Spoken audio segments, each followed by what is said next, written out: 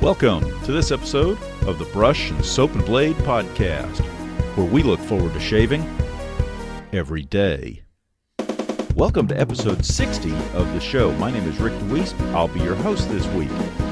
We've got a lot to cover today. We've got a shout out to Dave, letter from Joe, something to be said about PIFing in general, a letter from David, an article about razors, a Plisson brush report. I've tried this week Mitchell's Wool Fat Soap. I finally got around to do it. I figured out what really works for the art of shaving lemon cream. I have some slant and single-edge goodness to talk about. Jaloo has done a reformulation on two of their scents. We'll talk about those as well. I talk about possibly helping an elderly shaver. There's something on the horizon you guys need to know about, and we'll talk about that as well. Movember. Are you ready? Are you going to participate? Are you going to support the charity that started it all? And finally, are we looking at the demise of men? Really? Say it isn't so. At least in this community, I think there's hope. This is a great show. It's a little bit long, but that's okay. We've got a lot to cover. Let's get started. I must give a shout out to Dave. The reason I have to give a shout out to Dave is Dave made a donation to my scout troop, and he's a listener, and I truly appreciate it. It's one of those things I didn't quite know how to act. I really didn't. For somebody who is a listener that doesn't know me, that is just going by what they hear and finds it in their heart to donate to a cause like the scouting program, well, all I can say again is thank you. And from my point of view, that's not enough, but I do appreciate it. So Dave, thank you. So I also got a letter from Joe. He had been listening to the episodes and quickly sent off a letter when he realized that I had offered to give him a sample of Martin de Condré so that he could find out what it's all about. So he sent me his address. Thanks, Joe. I did send it off this last weekend. Hopefully it will be there, if not today or tomorrow, at least soon. So, anyhow, I just thought I'd mention that because I found it, well, funny. This also brings up a question, and kind of a, well, I guess a comment. If you happen to be, I don't know, experimenting with razors and blades and soaps and creams and brushes, etc., think about it from time to time, and if you have too much stuff, think about finding somebody who hasn't experienced everything you have. Find someone who's just starting out. Find someone who has been doing it a while but has never used, a certain soap that you might have. Share it with them. Get them started. Help them out. That's how this hobby will grow. And quite honestly, the friendships that are developed in doing that are worth any price.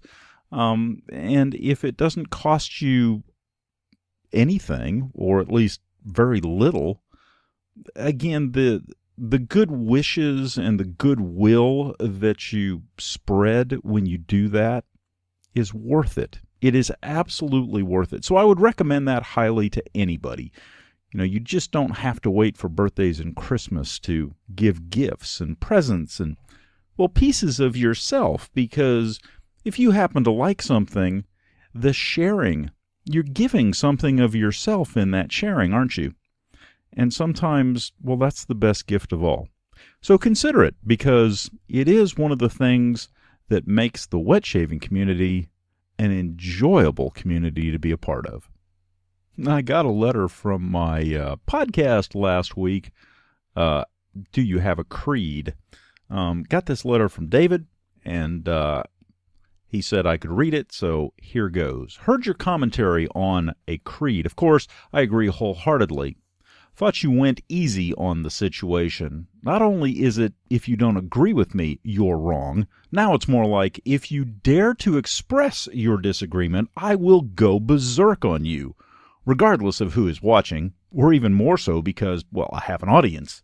Like the stories about someone at the movies telling some young thug to please quiet down, and then he's amazed when the thug goes nuts and attacks him, while everyone else does nothing but stare or cheer it on while taking cell phone videos.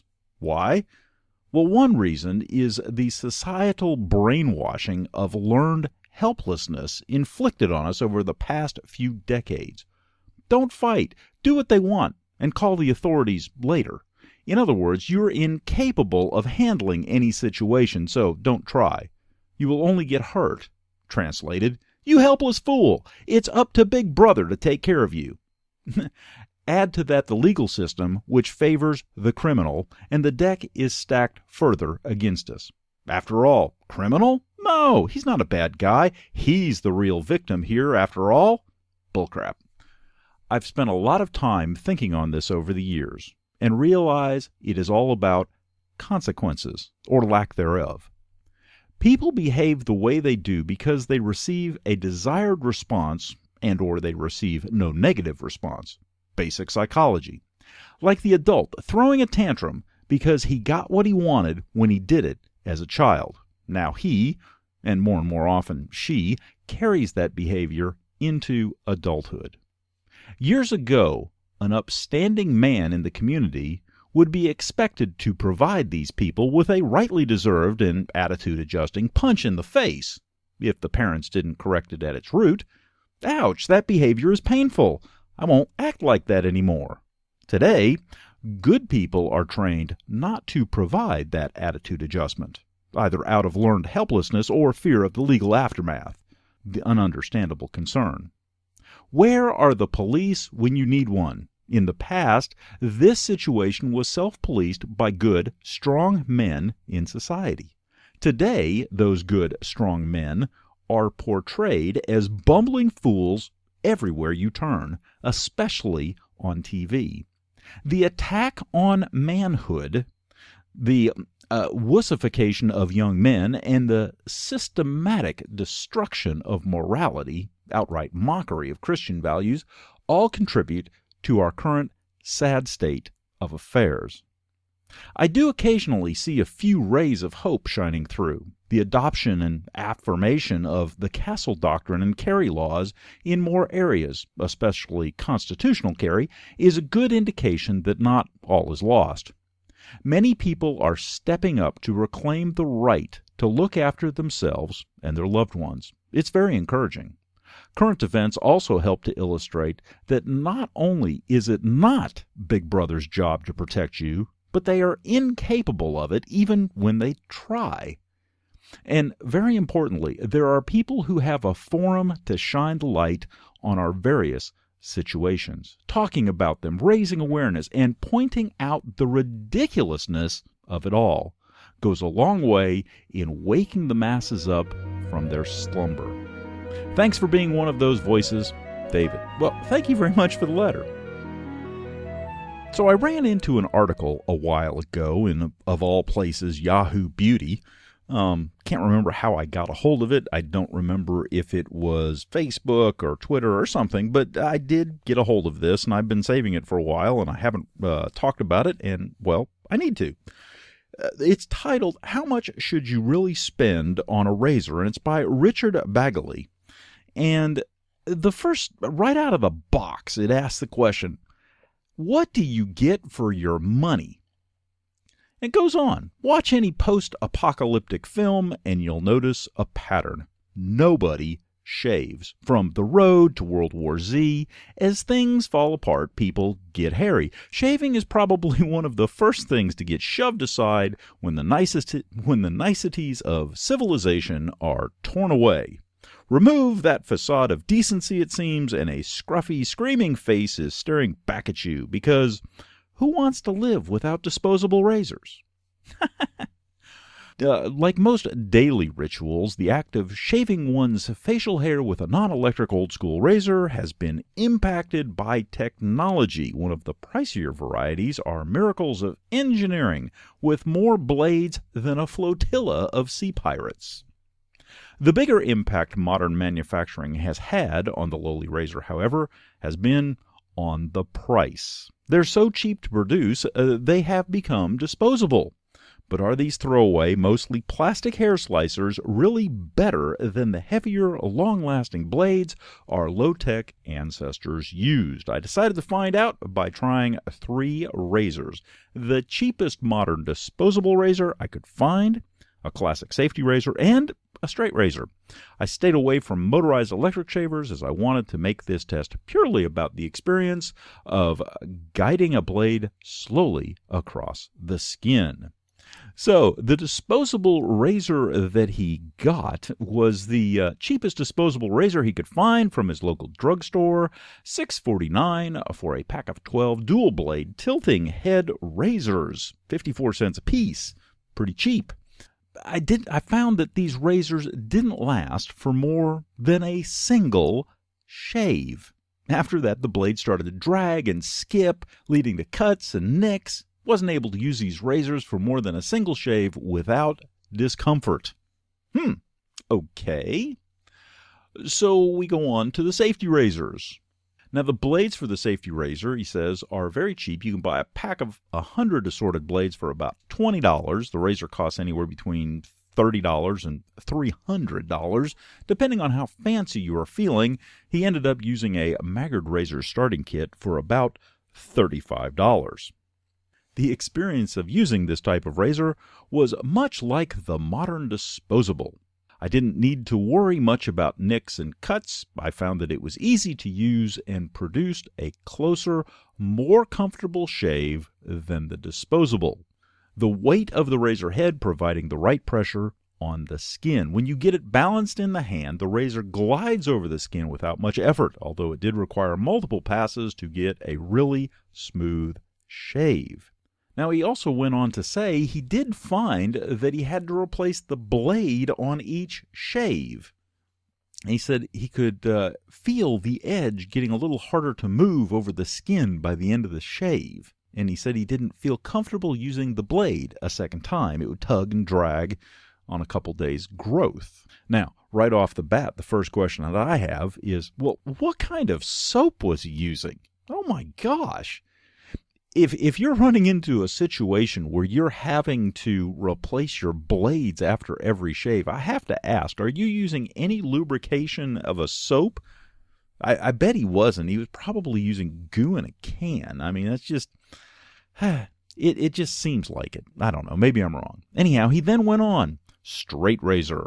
For this type of shave, ask your great-grandfather. In fact, you still might be able to use his straight razor. With proper care, a good blade becomes a family heirloom that can be used for generations.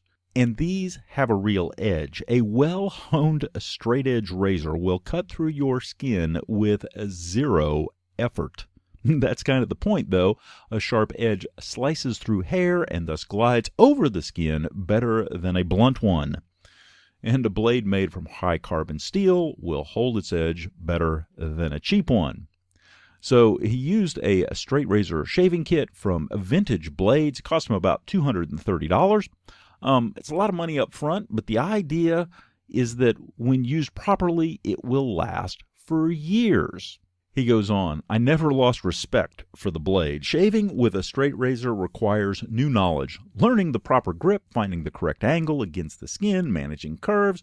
Learning these things takes time, and there are inevitable mistakes. The blade is sharp enough that you don't always feel them, but it is definitely off-putting to suddenly realize that you have just cut your nose when you were trying to shave the lip. There is, after all, a reason why my kit came with a styptic pencil to stop the bleeding. With practice, straight razor shaving becomes a ritual. It's never quick, but stropping the blade, making a nice lather, brushing the foam onto the skin, it all has a pleasing routine to it that quicker shaving approaches don't have. It's like the way you make good coffee. Attention to the details and routine produces a better result, and I found it an oddly calming way to start a busy day. The result was the cleanest shave of all. I found that with practice, it produced the smoothest shave of all types I tried and was the longest lasting. My skin still felt smooth and clean at the end of the day. Then the cost is low. With no disposable parts and with only occasional sharpening to worry about, each shave is, well, less than a penny. So which one was his favorite? That's a tough one for him. The ritual of the straight edge shaving is a good way to start the day, but it takes time, and rushing it is likely to mean I end up slicing something off. So I'll probably aspire to using the straight edge most of the time, but actually end up using the safety razor more often. I do like the idea of the razor as a family heirloom, though. One day, my descendant can look at my straight-edged razor and ponder how primitive we were as nanobots shaved them in their deep space bathrooms. Or, perhaps, they can still use my straight razor strapped on the skin of a cow they caught that morning as they dodged the zombies that brought modern civilization to its knees. Either way, at least they'll look just smashing. Great article. I enjoyed it. I hope you did too. Some good points. I do have to wonder though, if you're having to change the blade every time that you are using a safety razor, I do have to ask, is your prep sufficient? There's a lot of places you can go to learn about prep. Taking a shower, softening the beard, using a good soap or whatever to get the oils and dirt and stuff off of your skin, creating a nice lather with a good soap. Artisan or not, a good soap will provide a wonderful glide and cushioning for you, and it will also make your razor last a little bit longer. So when I see things like, I could only use a disposable once, or I had to change my safety blade, the safety razor blade out every single shave, maybe, but I mean, I don't know. It just strikes me as, well, maybe somebody's not doing something right.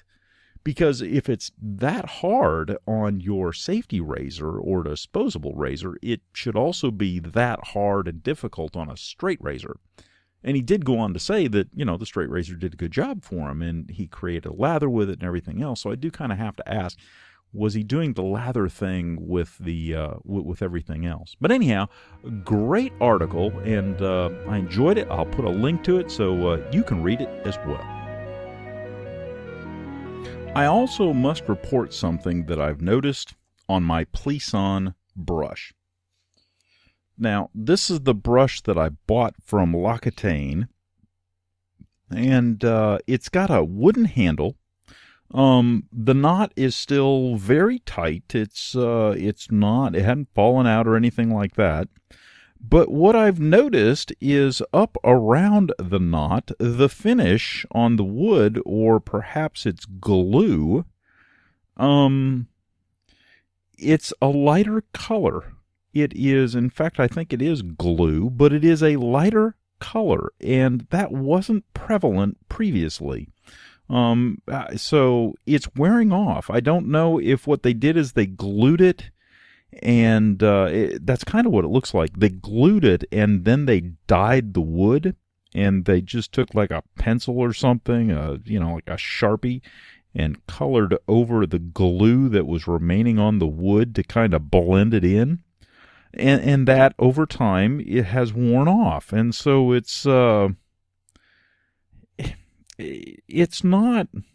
obnoxious. So I don't want to give anybody the wrong idea, but it's not, for the price that I paid for this brush. Now, granted, it wasn't the $30 price that they've had them on sale here recently, but for the price that I paid for this brush, I surely didn't expect that. Now, does it affect the brush? No, not at all. It's just something that I noticed the other day when I was looking at it, and I'm like, well, what the heck is that? And I looked, and I'm like, okay, that's not part of the brush that wears on anything. The only thing it gets is some exposure to a little bit of soap and a little bit of water over time. I mean, it's not, I don't soak this brush. It's a synthetic. I don't need to. But it's just curious. It is no longer a consistent color in the wood. The finish is, different up top. It's lighter and very pronounced lighter. So just something to report on the Plisson. Maybe it's a good thing they're selling them inexpensively, because right now, for my money, I'm thinking, maybe it's a $30 brush, but I doubt it's a $50 brush. So this last week, I have been using, playing with, enjoying, experiencing a soap that I have heard much about over a long period of time. And some of the comments have been good, some of the comments have been bad. And so I had an opportunity. I picked this up on one of the sites. Somebody was selling it, and so I bought it. It was less than the original purchase price, but at the same time, after experiencing this stuff, I would pay full price for this without question. And the soap that I'm talking about is Mitchell's Wool Fat. Now, Mitchell's Wool Fat was first produced in the early 1930s by a chemist over in England who realized that the natural lanolin content of wool fat, which, if you've ever had any dealings with sheep, keeps your hands soft. Growing up, I actually used to show sheep at one time. I had one ram. He was a Dorset ram, and his back was almost 18 inches to 24 inches wide. He was like a tabletop. He was a great ram. He used to, you could ride him when I was a young kid. You could ride him, and he'd walk up to you, when you walked into the pasture with him, and he'd walk up and just kind of lean his head up against you and just kind of push, just to say hey. And I won many, many competitions with him. But what I realized is that my hands, first off, they always smelled like lanolin, like the oil that is in wool that is on sheep. But it also is very gentle on your hands. So using this simple and natural product, the wool fat soap is still made to the original formula, and it's based on a recipe from the turn of the century, and it incorporates lanolin as its key ingredient. So it's supposed to give a gentle and soothing shave, and it's especially suitable for sensitive skin. So it's made in England, and I got a hold of it. And the thing that I have heard about this soap many, many times over and over through the years is that, it's just, oh my gosh, it's difficult to lather. I didn't find that. I found that this, for me anyhow, was one of the most easiest lathering soaps that I had. I mean, it was one of those things where I've used a boar brush with some backbone to it. I've used my Plisson brush, with some would say has so little backbone that it's almost, floppy. I have used my little synthetic travel brush that's actually a kabuki brush that is thick and has a little bit more backbone, but it's thick and soft. Versus thick and kind of floppy for the Plisson. I've used badger brushes. I've used just about every brush that I have on this stuff. And what I've found is it is an excellent performer, although it's thirsty. But at the end of the day, especially using my boar brush, because my boar brush retains a little bit of moisture in it, my badger does too, but what I found is that the boar brush, shaken mildly out of water, and 1 teaspoon of water seemed to produce the best results. Now, the lather in this case was, when you swirl it on, it's, it kind of builds, but it seems to build in the brush. However, when I paintbrushed it, it was like, remember when you were a kid in grade school and they had these tubs of paste? It was kind of like that. I mean, it was so thick. It was just, you could probably have measured it with a ruler. It was that thick on the face when I paintbrushed it, and that was really true when I used the Plisson. The Plisson, granted it's soft and very little backbone and everything else, but the amount of lather that it holds in the bristles of that brush, and so when you paintbrush it on, it's just like applying, well, in this case, like paste. It was that thick. It was truly luxurious. Now it's interesting. It has the feel for it is really, really nice. It was wonderfully delicate. It had a great cushion. It's thick and rich, and the cushion was good, and the glide is phenomenal. And then you have just a very light scent, and I'm really at a loss for the smell of this stuff. I have a hard time describing it. It had vanilla fragrances, and it was very subtle. It's almost like a soap that doesn't have a scent, but yet it does, and it was really, really nice. Now, as far as the lathering of this stuff goes, you have to understand, I have incredibly soft water. So for me, I didn't have any issues at all lathering the Mitchell's Wool Fat soap. It kind of jumped out like everything. Now, I use the same method that I always use. I soak my brush, throw a little bit, just kind of get the excess water off of the brush. And in this case, I actually had the puck of soap in my ceramic mug, and I sat there and did, I don't know, maybe 20 or 30 rotations on the puck. In fact, it's very similar to the way that I use Mystic Waters. And in fact, to a certain extent, it's very reminiscent of Mystic Water. I don't have a problem lathering that stuff either. And for me personally, I attribute that to the fact that, well, I have very, very soft water. So if you have hard water, it may be an issue. I don't know. I don't have hard water, so I can't tell you. But for me, it was really, really nice. It was really easy to lather. It did take just a little bit more water. When I used my synthetics, I actually used two teaspoons of water, which is very similar to what I used to do back in the olden days before I thickened things up a little bit.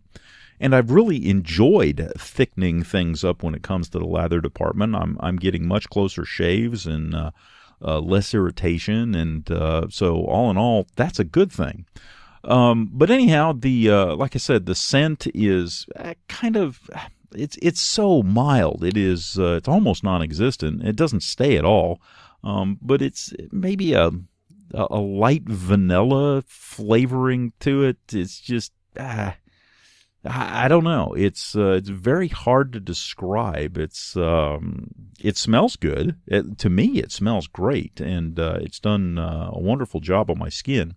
I haven't had any problems at all, and I would highly recommend the soap. If you have any curiosity, first thing that I might do is check to find out if I have hard water, or get some distilled water, and spend the $13 or $14 for a puck of it. I don't think you'll be disappointed. I wasn't.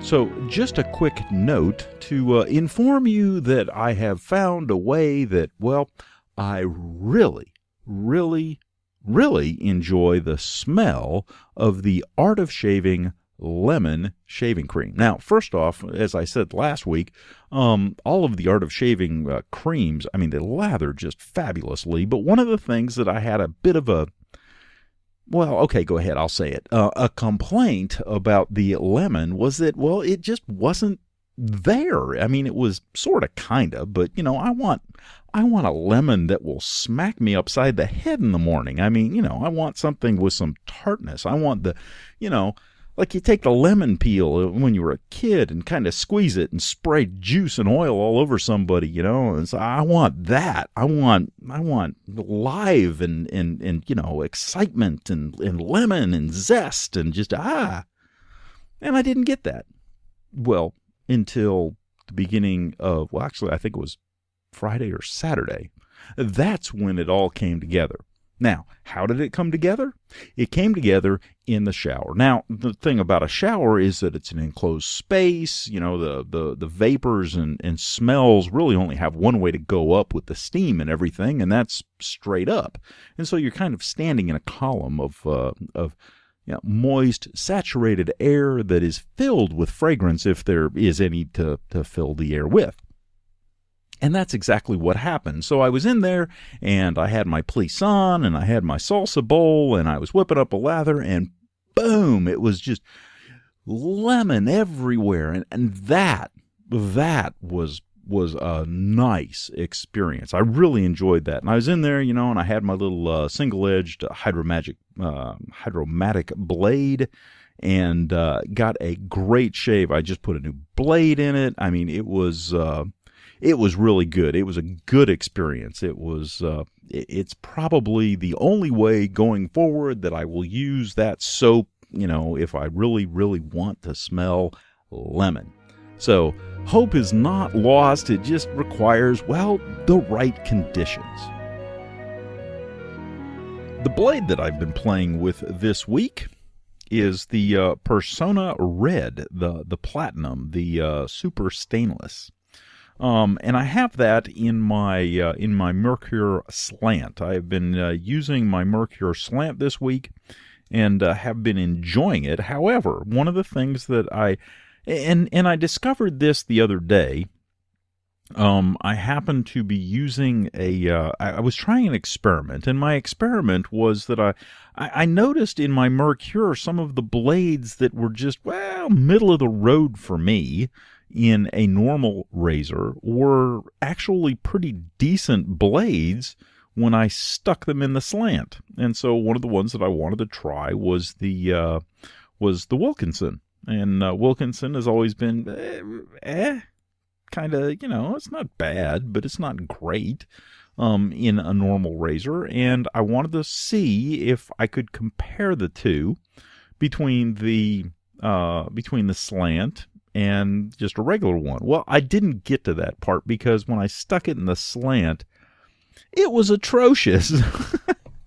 I don't know if I got a bad blade or what, but it's like, oh my gosh, I never want to put a Wilkinson in my slant again. That was awful. I mean, it cut me, it nicked me, it dug, it tore, and it was nasty. It was just, I didn't like it at all. It was just miserable, and it was like, no, I'm not going to do that. I'm not even going to try. It's just, no, forget it. Into the dustbin. So off it went. Now, I have been using a Persona.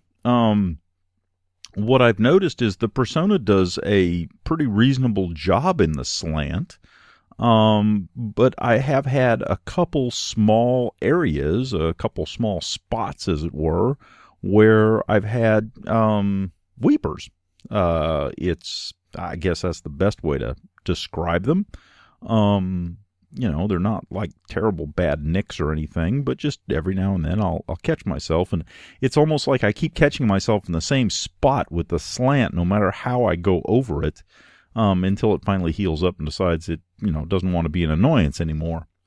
So it's kind of a unique thing. So in between the forays with the slant that was, I'm not going to say it was beating me up or anything like that, because it surely wasn't. I would go and use my ever-ready Hydromatic, stick a new Schick blade in there, and use it.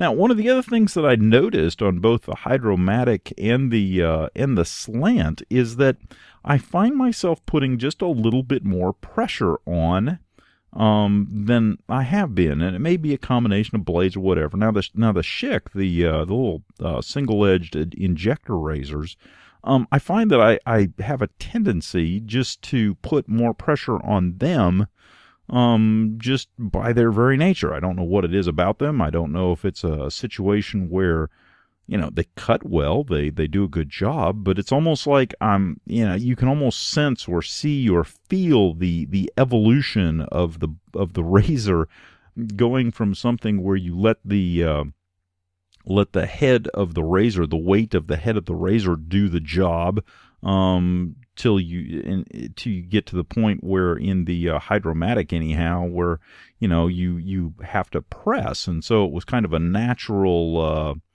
transition, I guess, into the disposable razors or the track twos or something, where all of a sudden you're pressing a little bit more, and it's curious, and it always has struck me as just kind of funny because I find myself doing it consistently. I find myself putting a little bit more pressure on everything, and really not being quite so concerned with the single edge razor with the angle.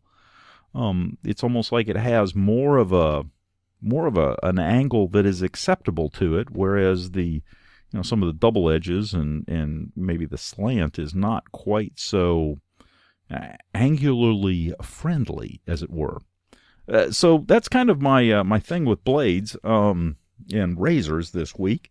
It's been kind of curious. It's kind of a hodgepodge of things, a little bit vintage, a little bit old school but new in the Merkur. And, between the slant, the double edge, the single edge, it's kind of been going back and forth. Now, one thing that I must say is that between the blades and razors that I have and the Mitchell's Wolfat, I have been getting very, very close shaves. I haven't had a bit of problem there at all. It's really been nice. So that's what I've been doing when it comes to, sharp objects this week.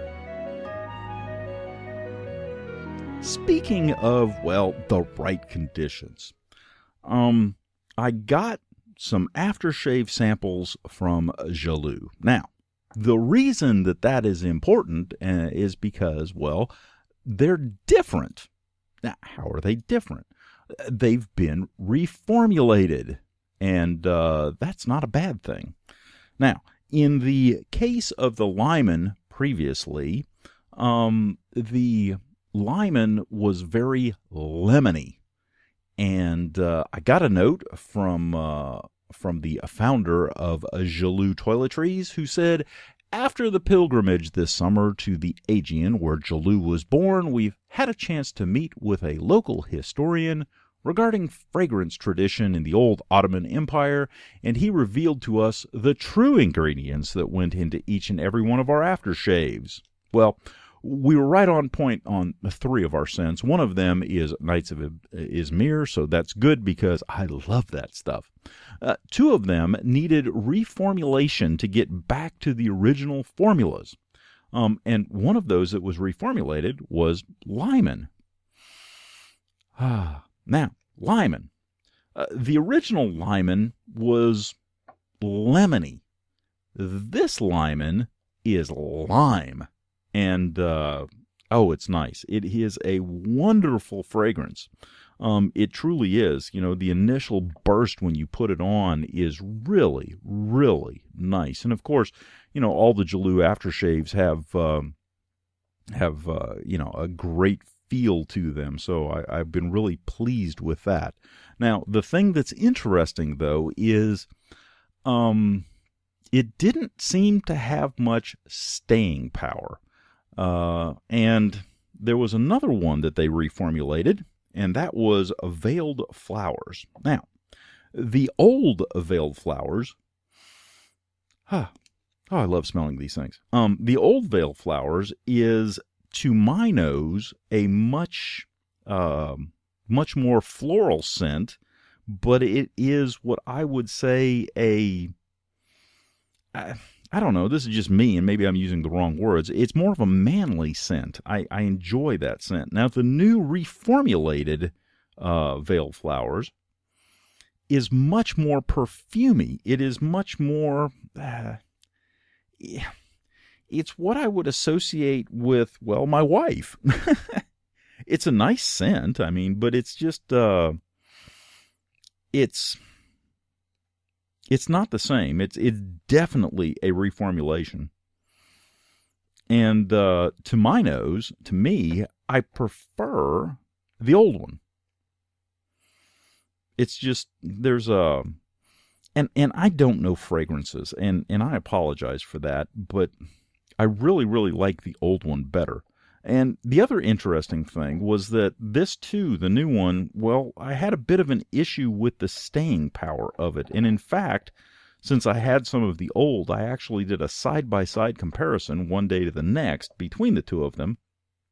And what I found is that for the new reformulated stuff, that I would not have much, if any, whiffs of the aftershave, say about 2 hours after I put it on. Whereas the old formulation, I would catch whiffs of it up to about 4 to 5 hours afterwards. Now, was it all the time? Was it present all the time? No, but I would catch just whiffs. And that wasn't the case with the new reformulated stuff, and it didn't matter if it was the Lyman or the veiled flowers. So the Lyman, for me, the scent is absolutely dead on. I love that stuff. It's to my nose much better than the old one, and so that is that's an improvement. I enjoyed that. The scent of the new veiled flowers, no. I prefer the old stuff. In fact, what would be nice is if you took the old stuff maybe and I don't know, if you brought it back as a different name or something. I mean, that would be kind of cool because I like the old stuff a lot. So luckily I still have some left. And both of them, just something to keep in mind is that it's not going to be present all the time, just being annoying. And it's not. I mean, it's very light and I did enjoy it. I love the Lyman. It's almost like a burst of lime, and then it just kind of, faded away, and it was just, it was great while it was there. So that's my experience with the Jaloux aftershaves. Again, they're great folks over there, and I would highly recommend their samples because some of their stuff, the tobacco is fabulous, and the Knights of Izmir is just that's my date night scent. Really, really enjoy that. So anyhow, he sent us over a couple of samples to try, and we've tried them, and we'll keep using them on and off to see if our thoughts change. But at this point, that's kind of where I'm at with it, and again, I like the old veiled flower. I love the new Lyman. Good stuff.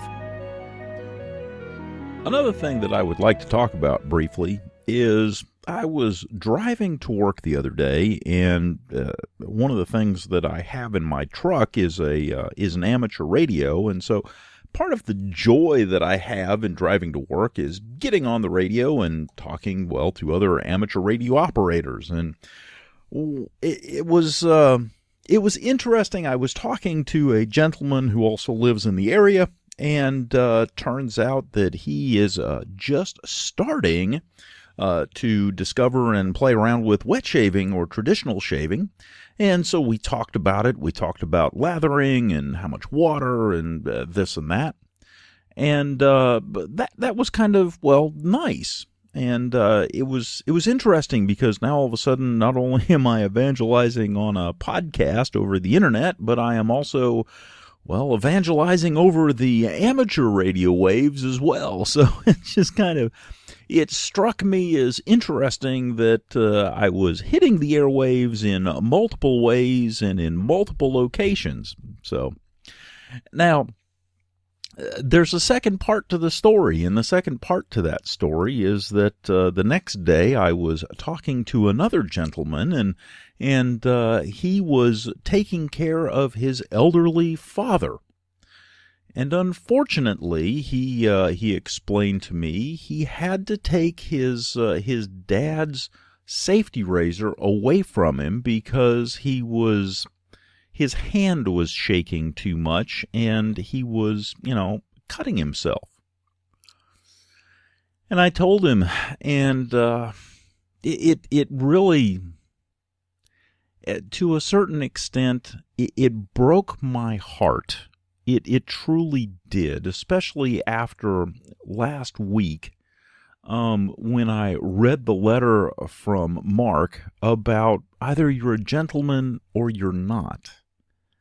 It was very obvious just in that very short conversation that this man's father had a vested interest in ensuring that he was clean shaven.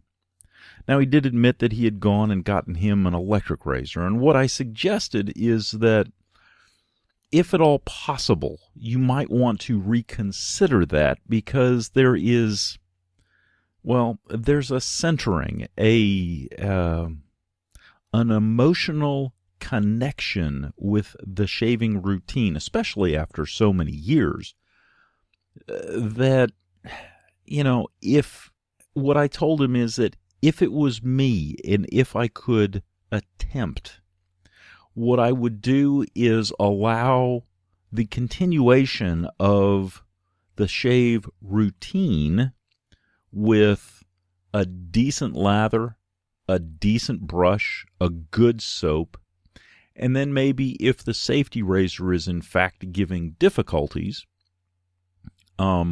maybe switching to a cartridge razor or a disposable razor. Now, granted, they don't have the same weight, but you can get some nice ones, maybe a Track 2 or something like that. Only because the cartridge razors are designed to be a little gentler and more forgiving and less likely to cut somebody. Lord knows the last one that I tried, I think it was a 4 or 5 bladed monstrosity, and I put as much pressure on that thing as I possibly could, and it would not cut me. So I offered that piece of, maybe not advice, maybe a suggestion to at least look into it, to, allow a man who is, in his older years, the pleasure, the dignity, the ability to continue to do something that he has done potentially every morning for the majority of his life. I know it may happen. I know it may occur. It will be, for me personally, a sad, sad day when it comes to that. It truly will. And I would give up my aggressive razors. I would go to my Injector razors, and then I would go to disposables. I would still maintain that a decent lather coming out of off of a puck or out of a jar of cream or whatever is far superior and is far gentler than the foam that you can get out of a can.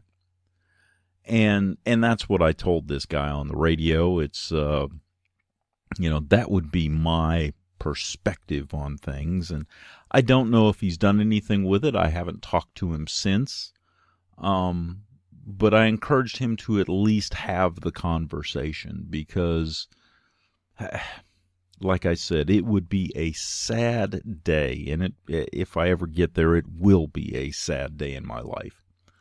Hopefully that won't happen, but you never can tell. You never know. So if you happen to be taking care of an older gentleman in your life, it's something that if you could, if you can, if it works, think about that.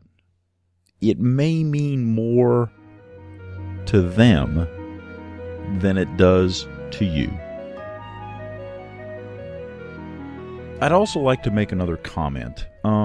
I have had, an outpouring of support, of possibilities of people asking what they can do to help to support the show, and I'm touched.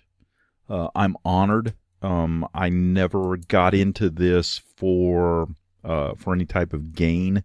And so oftentimes if I'm not responding, sometimes it's because I just don't know, how, to be quite honest. I don't know how to deal with that kind of stuff. I don't know how to act. I don't know how to react. As far as people sponsoring the show, I've thought about that long and hard, and there's several other podcasts that are out there that I greatly admire, and I like the way that they do things. And one of the things that I picked up from those shows, and I think it fits, is that I never wanted to do a sponsorship because I didn't feel that it gave my audience what I wanted to give them. I'm not trying to make this, something that pays the bills or anything like that. It's a hobby. And so I have shied away from sponsorship situations. However, I did have somebody ask me if I would consider going in on something that would allow whoever participated to have something in the end that was worthwhile, that was, something that they could hold, something of value, something that would be something that they would enjoy and perhaps even treasure. And that part of that event would go to support the show. I am currently working on that with a gentleman who was kind enough to offer.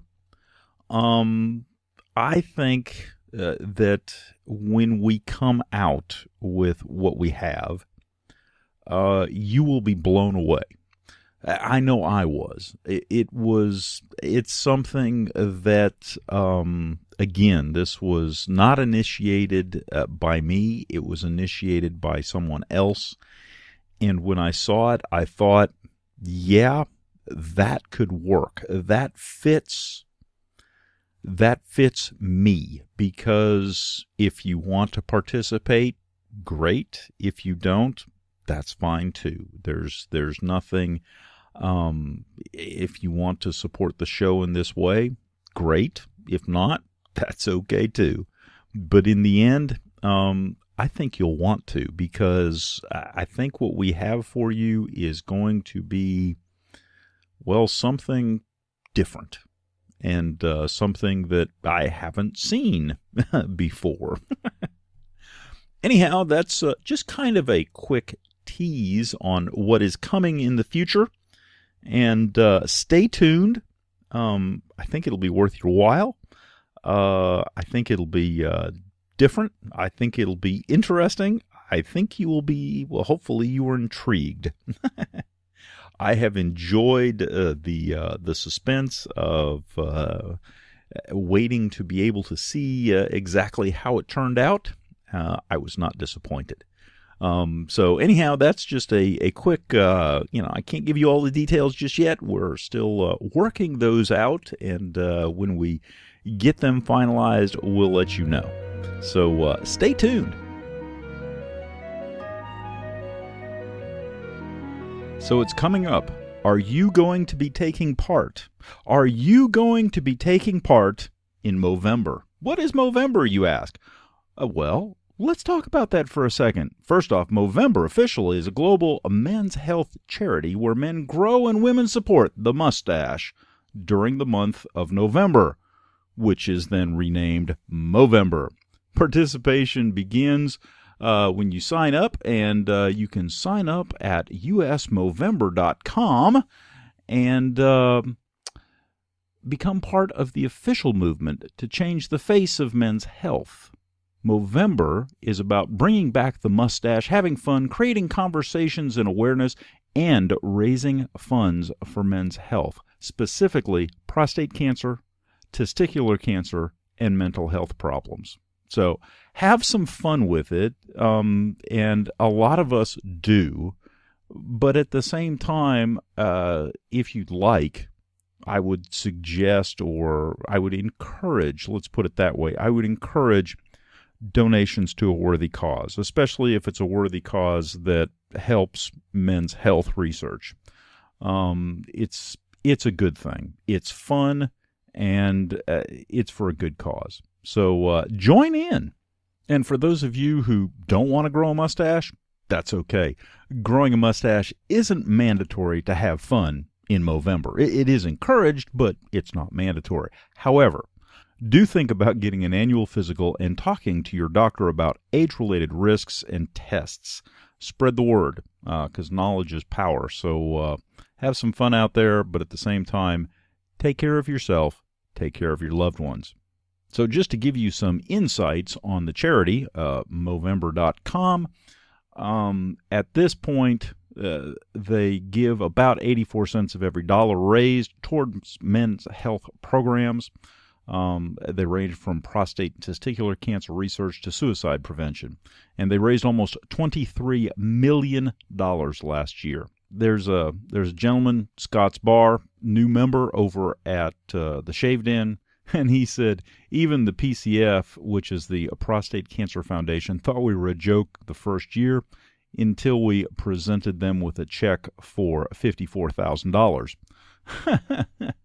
So it's good stuff. They're raising a lot of money, and anything that we can do to promote and help with prostate cancer and testicular cancer, as well as mental health, is something good, because it's not often that we talk about men's health issues. So again, join in the fun, Movember.us, and welcome to it. So I saw this the other day, and I just, it's hard for me to even respond to this. And part of the reason is because, well, this is not me. But, I mean, okay, what am I talking about? I saw an article, and it was in The Telegraph. Now, The Telegraph is a UK paper, and the title of the article is DIY is in decline because today's men are too soft. Really? This is an article by Martin Dobney, and the subtitle is, As Traditional Roles Have Changed, Today's Men Are More Like Their Mothers Than Their Fathers. No wonder do-it-yourself is dying out. Holy crap! What an indictment. Holy cow. Okay, so let me read a little bit more of this article. A few days ago, the owners of Homebase announced that they are to close a quarter of UK stores because of the reality, they said, of a generation less skilled in DIY projects. Harsh obituary writers were quick to point out that Homebase is overpriced and a bit, well, crap compared to B&Q, but the sobering truth is that the entire DIY sector has taken a hammering in recent years. Some might argue that the demise of DIY is down to the fact that home ownership is on the decline as more of us are forced to rent, unable to get on the property ladder. Yet, undeniably, today's 20 and 30-somethings don't seem to possess the traditional dad skills. The dismal fact that a mere 5% of 18 to 24-year-olds would attempt to unblock a sink doesn't bode well for humanity, unless you're a plumber. Although the UK DIY sector is still worth a healthy £7.3 billion per year, that's its lowest annual worth since 1999, and if it continues to decline at the current rate of 13% per annum, there will be no DIY sector at all by 2040. I don't know what to say. He goes on, DIY used to make us feel manly. We'd chuck on a tool belt, press our power drill's trigger, perhaps while even growling, and feel the testosterone course through our veins. The trouble is, being a man, in an old-fashioned sense, is deeply unfashionable these days. Really? Are you kidding me? Is it that bad out there? Now, I don't know. I live in South Carolina. I have not seen a demise. I mean, we still hunt, we still fish, we still go outdoors.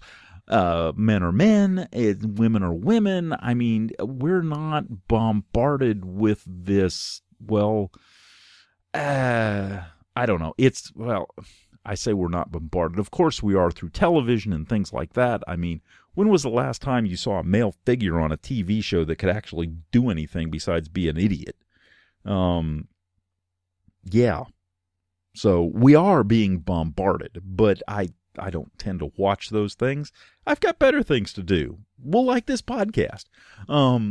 So for me, it's, I make things. I make everything. I've made backpack frames. I've made, antennas for radios. I've made radios. It's just, I solder, I plumb, I do electrical wiring, I do car repair.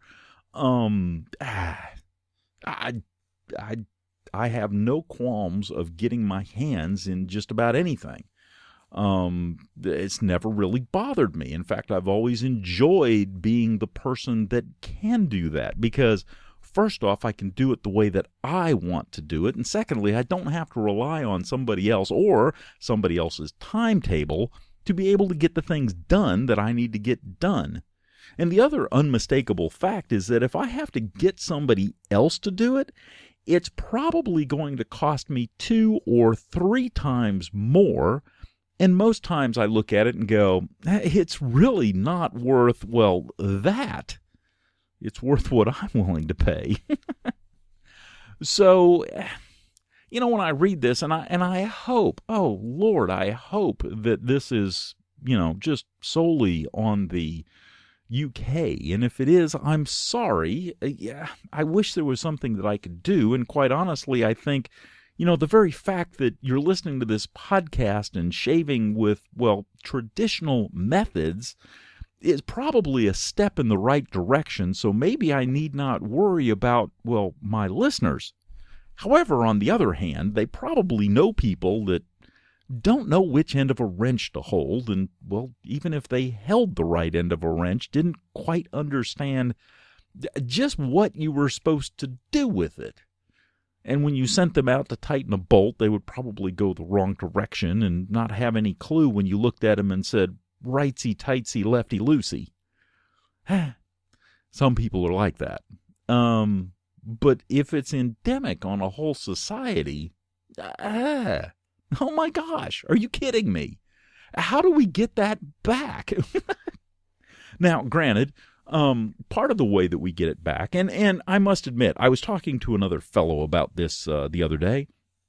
He was telling me about the world going to heck in a handbasket. And, yeah, if I watch the TV, I will come to the conclusion very quickly and without mistake that, yes, in fact, the world is seemingly going to heck in a handbasket, because that's what the news agencies are going to report, because lo and behold, that's what people watch because they're scared to death and they're on the channel and watching, and that's how the ad agencies get people to buy their things, because they have ads on those shows that are saying, the world's about to crash, we're all going to die. Okay, I understand that.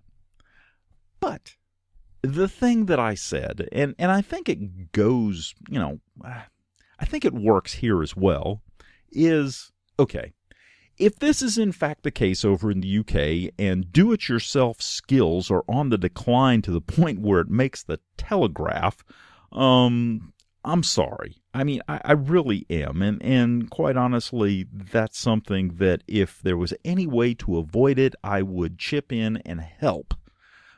Because that is that's just sad. However, I found that for myself, I am a lot calmer, a lot more reflective if I don't watch the news, if I don't watch the TV. I'll pick up a little news on the internet, but for the most part, I don't watch the garbage. Because at the end of the day, most of it is just, the world's about to die. Everybody's going to, we're all going to die. Well, yeah, we are eventually, but, not right now, hopefully. It's part of the marketing. They want you to stay tuned to their television shows, and they know that they can get more viewers and more people paying attention to their particular television show, whether it's news or whatever, if they put something on there that makes you go, oh my God, did you see that? Really? We got to watch. We got to find out what's going on. And at the end of the day, everybody is just absolutely worked up and in a panic and just almost feverish with anxiety. Okay, so for me, this is what I have chosen to do. I have turned off the television. I have turned off the news. I read books. I listen to podcasts. I choose to watch and find the news that I choose to watch. And then I don't click on everything. I'll click on the things that are of interest to me, but not, everything. And then, more importantly than any of that, is I have a sphere of influence. Now, for me, trust me, I do not consider my sphere of influence this podcast. I mean, you guys listen to me, you ask my advice, I give you my opinions, but most of you guys are more than capable of deciding whether you should be influenced by anything I say or not. I don't consider you really my sphere of influence. On the other hand, the young men that I deal with on a weekly basis within the scouting program, now that is where I can have some influence. And I can show them how to make things, and I can show them how to do things and how not to be afraid and how to act like men should act. That's my sphere of influence. So even if from day to day I look around and think to myself, yes, in fact, my friend was right, yeah, it's all going to heck in a handbasket. It's okay because I am doing the absolute best I know how to do in sharing my knowledge with the next generation so that they too hopefully will look around and going, holy cow, things are going to heck in a handbasket. So, but I control my destiny. Nobody else controls it. If the house is burning down, I want to have the capabilities of putting the fire out, repairing the damage, and going on with my life. I don't have to be panicked and watch the thing burn while I dance around waving my arms screaming. There's more to life than just video games. And sometimes the very fact that we go out and do things like chop wood with an axe, learn how to use a knife, learn how to build fires, learn how to tie things, learn how to do stuff. It's a good thing. Now, let me ask, I will tell you this. I have rarely have I gone out to do something and it has turned out perfectly the first time. It's okay. Everything that you do, you've never done well the first time out. It's impossible. You pretty much can't. You have to practice in some way, shape, or form in order to be good enough not to, be a total disaster when you go out and do it. That's just a fact of life. People don't walk around with innate skills and innate abilities to, just all of a sudden, boom, I mean, granted, there are a few, but even a few have to study just a bit to understand what is going on. Even a prodigy doesn't pick up an instrument that they've never seen before, that they have no clue as to how to play, and without at least discovering those fundamentals, they're not able to just, go out of the box. It's not possible. Humans are not designed that way. We have to fail at things. We have to learn. We have to experience. We have to, not do quite as good as perfect the first couple of times in order to get to the point where we can do very well and or perfect. And some people will say you never reach perfection. Okay, well, some people, to their eye, it does in fact look perfect. Whereas to you, you're like, no, it's messed up right here. See that? It shouldn't be like that. But the thing is that you have to go out and try. And part of the reason that I think that, I believe, and this is supposition on my part, that the do-it-yourself industry is waning potentially in the UK or other places is because people have lost the drive to try. There's no reason to try. If you just sit down, someone will take care of you, right? Someone will pay you money so you can eat and have a place to stay. And I mean, there's no reason to go out and do. There's no reason to try. So if you happen to run into people like that, please gently instruct them that, yes, there is reason to try. It's called life, and they need to live it. And if someone is afraid of doing something, tell them it'll be okay. Maybe give them some advice, but tell them to go. Tell them to do it. Tell them to at least get out there and try. Even if they fail, it's okay.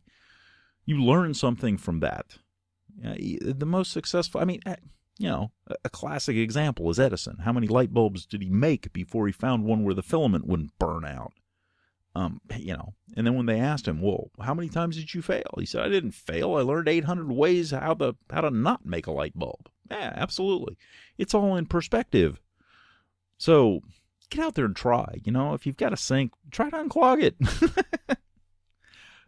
Anyhow, I wanted to comment on that because it struck me as just a travesty, an absolute travesty. Meanwhile, within our community, there are people that are making razors. I went on Kickstarter today just to look because I had seen a plethora of razors of different designs and types, and there are about 6 of them out there that have in the past year that some of them are very unique designs, other of them are more traditional designs, but there's people out there making razors. The mongoose razor. I mean that's. It's just you've got the Cobra, the Mongoose, some of the razors like Razor Rock, the Slants, and things like that. I mean, it's all good stuff. People are actually doing and building and creating and fabricating. There are brush makers out there that are doing an absolute fabulous job making brushes. They are making and turning some of the most fabulous handles out there. That just, when you combine them with the knots that just absolutely beautiful works of art that are, just amazing. There are artisan soap makers that are out there building and creating and fabricating and doing stuff. That's what I'm talking about. There are people that are building businesses, that are building hobbies, that are building livelihoods or at least supplements to a livelihood. And they're doing this because they have no fear that, they may have fear, but they're not letting it stand in their way. They're going and doing. And that is the key, is to go and do. I mean, quite honestly, the first time I did this podcast, when I listen to it now, I grimace. It's like, oh my gosh, you got to be kidding me. But it didn't stop me. I went out and did it anyhow. Now, some people might say, yeah, good Lord, and I listen to that, I'll never do that again. I understand that. But the key is that you can't let things that you learn in starting up get in your way. If you wait for perfection, you'll never move off the starting line. Sometimes good enough is what you've got, and you need to move forward with it. So if you know someone like that, if they have a good idea, if they have any idea, give them encouragement. Tell them, yeah, that's a good idea. You should do that. You should move forward. What can I do to help? Because, we've got to get this stuff moving. I mean, it's an absolute travesty when you have a paper talking about a whole country not being able to do anything anymore. Wow. Well, now that we've rotated back to the article in the Telegraph, I'm going to call this one done. For you guys over there, I hope that they just put that headline to get people to buy their paper. I hope that that's not a true state of affairs. If one of you guys thinks about it, send me an email. Give me some reassurance, please. I hate to see a whole country like that. Anyhow, there you go. Get out and do. You may fall on your face a couple of times. It's okay. Brush yourself off. Keep on going. Well, that concludes this episode of the Brush and Soap and Blade Podcast. I hope you enjoyed listening to it as much as I enjoyed making it. If you have some suggestions or would like a topic covered, drop me an email at BrushnSoapnBlade@gmail.com or give me a call at 864-372-6234 or contact us on Twitter at BrushnBlade. You can also visit us at our blog, BrushnSoapnBlade.wordpress.com. As always, we're available on iTunes and Stitcher.